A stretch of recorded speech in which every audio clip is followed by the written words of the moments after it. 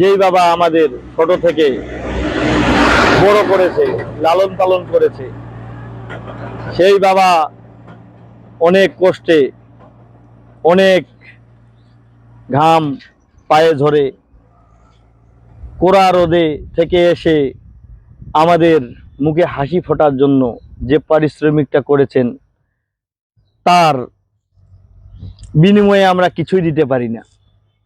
অনেকে আমরা কি করি, বাবাকে বৃদ্ধাশ্রমে রাখে আসি, বউয়ের কথায় বাবার সাথে অত্যাচার করি।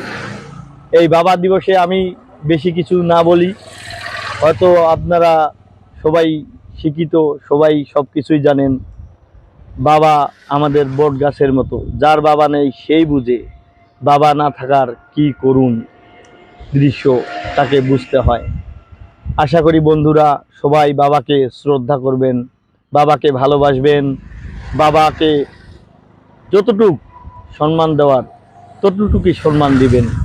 এই আশা ব্যক্ত রেখে আপনাদের আগামী কাল যে ঈদ, সেই ঈদুল আজহা বাবা মাকে নিয়ে, পরিবার পরিজনকে নিয়ে সুস্থ সুন্দরভাবে ঈদ উদযাপন করুন। ঈদ মোবারক। ধন্যবাদ। সকলেই ভালো থাকবেন।